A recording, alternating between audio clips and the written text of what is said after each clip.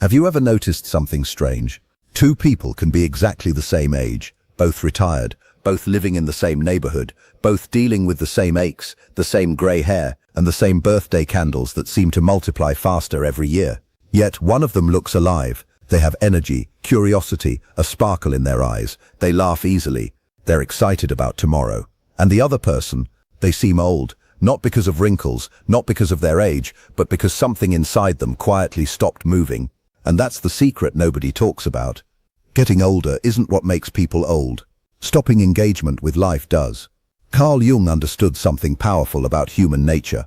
He believed that the second half of life wasn't meant to be a slow decline, it to be a new adventure, a deeper adventure, a richer adventure. The problem is that many people spend decades preparing for retirement and almost no time preparing for what comes after retirement. So one day they wake up and think, now what? The alarm clock stops ringing, the meetings disappear, the children are grown, the house gets quieter, and suddenly there is a lot of empty space. Now here's the interesting part. That empty space can either become loneliness or freedom, and often the difference comes down to one simple thing: hobbies. Not just activities, not ways to kill time, but hobbies that wake something up inside you. Hobbies that make your brain smile. Hobbies that remind you you're still growing, still learning, still alive. Today we're talking about 7 hobbies that seem to keep people young long after 60. Some of them might surprise you. One of them is so simple that most people overlook it completely. And according to many psychologists, it may be one of the strongest protectors against feeling old. Let's start with a hobby that has absolutely nothing to do with exercise. Yet it often makes people feel more alive than a gym membership ever could. Hobby number 1, learning something completely new. A few years ago, a man named Robert retired after working for 40 years. The first month was wonderful. The second month was relaxing. The third month was strange. He found himself wandering around the kitchen, opening the refrigerator every 20 minutes. Not because he was hungry, just because he didn't know what else to do. Have you ever done that? You walk into a room and forget why you're there, then somehow end up eating a cookie. Life happens. Anyway, Robert started feeling restless. Not tired, not sick, just bored. Then one day, his granddaughter convinced him to take a beginner guitar class. His first reaction, "I'm too old for that." Which, by the way, is one of the biggest lies people tell themselves after 60. He couldn't play a single chord. His fingers hurt. He sounded like a cat arguing with a lawnmower. But something interesting happened. He became excited again. Every week he improved a little. Every month he learned something new. His brain had a reason to wake up, and that's exactly what Carl Jung observed. Growth doesn't stop because you get older. People often get older because they stop growing. Learning creates anticipation. Anticipation creates energy. Energy creates youthfulness. Notice something. Children are always learning, always curious, always asking questions. Adults often stop, and the moment curiosity disappears, life starts feeling smaller. It doesn't have to be guitar. Maybe it's photography. Maybe it's cooking. Maybe it's painting. Maybe it's learning a language. Maybe it's figuring out how your smartphone actually works without accidentally calling your cousin in another country. No judgment. We've all been there. The goal isn't mastery. The goal is curiosity. Because curiosity keeps the mind young. Let me ask you something. What's one thing you've always wanted to learn but never started? Drop it in the comments. You might inspire someone else to begin. And speaking of things people often overlook, the next hobby seems almost too simple, yet many emotionally healthy older adults swear it changed their lives. Hobby number 2, walking with purpose. Not exercise, not fitness, not counting steps. Walking with purpose. There's a difference. You can walk because your doctor told you to, or you can walk because you're genuinely interested in what you'll discover. One sounds like homework, the other sounds like adventure. A woman named Helen developed a simple habit after retirement. Every morning she walked through her neighborhood, but she gave herself a challenge.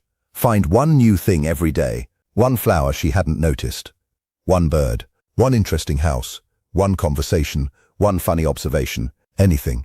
Suddenly the same streets became interesting again. Life became interesting again, and that's something many people miss. The world doesn't necessarily become boring. We stop paying attention. Jung often emphasized awareness, being present, actually seeing life, and walking is one of the easiest ways to reconnect with the present moment, especially after 60. Because let's be honest, Many people spend decades rushing to work, rushing home, rushing through weekends, rushing through years. Then retirement arrives, and nobody knows how to slow down. Walking teaches you how. You notice details, you notice people, you notice life, and something surprising happens. Your worries become quieter, your thoughts become clearer, your mood improves. Not because your problems disappeared, but because your attention shifted. One retired gentleman joked that his daily walks saved his marriage. His wife asked how. He said, "Because for 1 hour every morning, nobody can find me." Now that's not psychology. That's survival strategy. But there's wisdom in it. Sometimes peace isn't found by adding more to life. Sometimes it's found by stepping outside and taking a slow walk. And the next hobby this idea even further. In fact, it may be one of the most powerful ways to keep your spirit young, no matter what age you are. And almost nobody expects it. Hobby number 3, meaningful conversations. Now this next hobby doesn't usually show up on lists. Nobody wraps it up in fancy packaging. Nobody sells expensive equipment for it. And yet it may be one of the strongest anti-aging habits on this entire list. Having meaningful conversations, not small talk. Not arguing on the internet with someone whose profile picture is a cartoon dog. Real conversations, the kind where you leave feeling lighter, the kind where somebody truly sees you. A lot of people retire and accidentally become isolated. Not because they want to. Life just changes. Co-workers disappear. Children get busy. Friends move away. Schedules stop overlapping. And slowly, without realizing it, entire days pass without a genuine conversation. Carl Jung believed that human beings are deeply connected creatures. We discover ourselves through relationships, and when those connections fade, something inside us can begin to shrink. I remember hearing about a retired teacher named Margaret. She wasn't lonely, exactly. She had family. She had neighbors, but she missed connection. One day she joined a local discussion group. Nothing fancy, just people sharing stories, talking about life, talking about mistakes, talking about lessons learned, talking about everything from marriage to gardening disasters. Within months, people noticed something different. She laughed more, smiled more, she seemed younger. Not because her face changed, because her spirit changed. Have you ever noticed how energized you feel after a wonderful conversation? And how exhausted you feel after spending time with someone who complains about everything? It's almost like emotional weather. Some people bring sunshine. Others bring a thunderstorm and then wonder why nobody wants a picnic. The truth is simple. Connection keeps the heart young.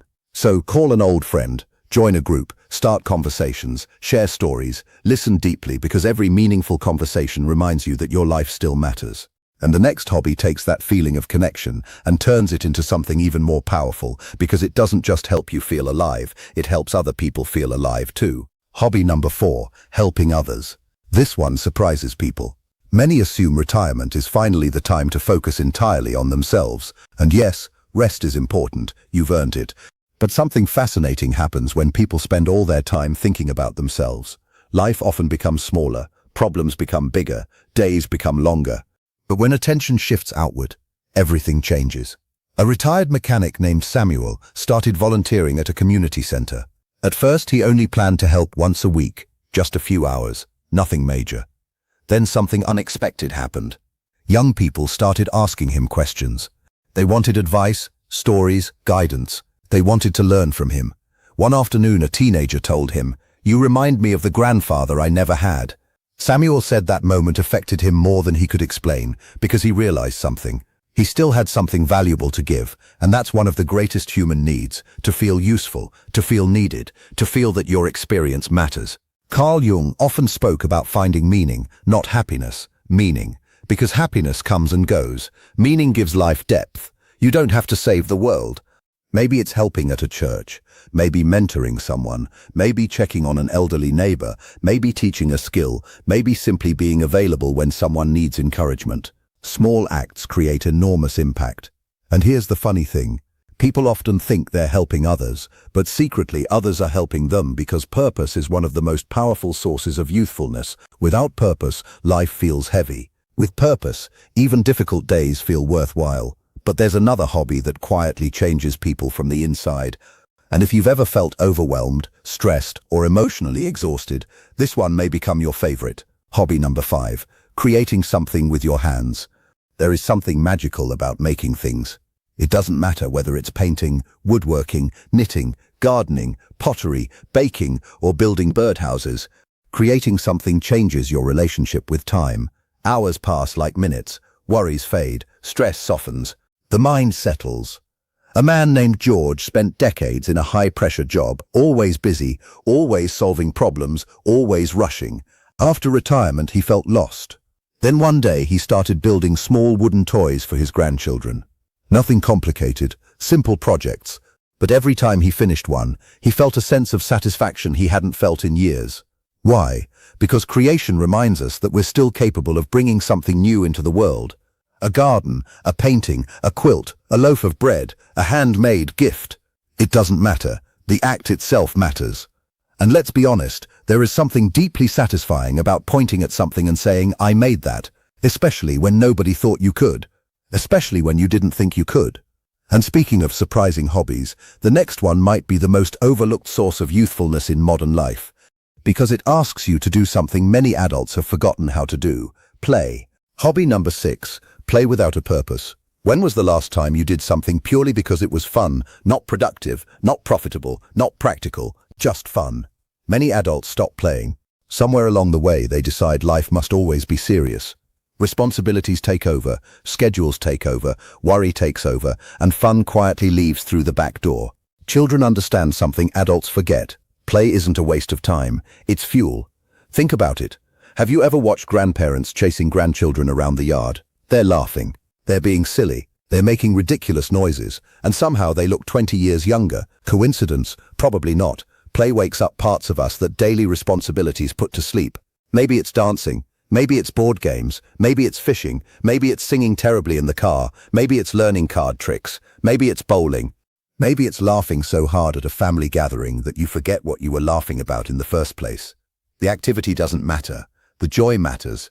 Carl Jung once said that the creation of something new is accomplished by the play instinct. Think about that. Play isn't childish. It's creative. It's alive. It's human. And now we come to the final hobby. In many ways, this one ties everything together because it may be the most powerful habit for staying young emotionally, spiritually, and psychologically. Hobby number 7, exploring your inner world. This is where Jung's wisdom becomes especially meaningful. Most people spend their entire lives learning about the world. Very few spend time learning about themselves, and yet the second half of life is often the perfect time to begin. Journaling, reflection, meditation, prayer, quiet thinking, reading meaningful books, asking deeper questions. These practices help people understand themselves better, not to become serious, not to become withdrawn, but to become free. A woman named Clara started journaling after 65. At first, she simply wrote about her day. Then she started writing about memories, lessons, regrets, dreams, things she never had time to process. Years later, she said something beautiful. She said, "For the first time, I feel like I know myself." What a powerful statement. Many people grow older without ever meeting themselves deeply. Jung believed that later life offers a unique opportunity, an opportunity to become whole, to stop pretending, to stop chasing everyone else's expectations, to become more fully yourself. And perhaps that is the greatest form of youthfulness, because nothing is more exhausting than pretending, and nothing feels lighter than authenticity. So, here we are. 7 hobbies, 7 simple paths, learning something new, walking with purpose, meaningful conversations, helping others, creating with your hands, playing again, exploring your inner world. Notice something. None of these hobbies require perfect health. None require wealth. None require being young. In fact, they become more valuable with age. Because aging is not the loss so many people fear. Aging is perspective. Aging is freedom. Aging is finally knowing what truly matters. Carl Jung understood that the second half of life is not supposed to be a copy of the first half. It's supposed to be richer, deeper, more authentic. And maybe that's why some people seem to glow as they get older. Not because life became easier, not because they avoided hardship, but because they kept growing, they kept learning, they kept loving, they kept laughing, they kept showing up for life. The calendar kept moving, but their spirit stayed alive. If you're over 60, remember this. You are not running out of life. You are living a chapter filled with wisdom that younger people can only borrow. You have stories worth telling, lessons worth sharing, dreams still worth chasing. And if you're younger, perhaps this is the perfect reminder that staying young has very little to do with age and everything to do with how fully you choose to live. So, before you leave, I'd love to ask you something. Out of these 7 hobbies, which one do you already enjoy? And which one are you ready to start this week? Share your answer in the comments, because your story might be exactly the encouragement someone else needs today.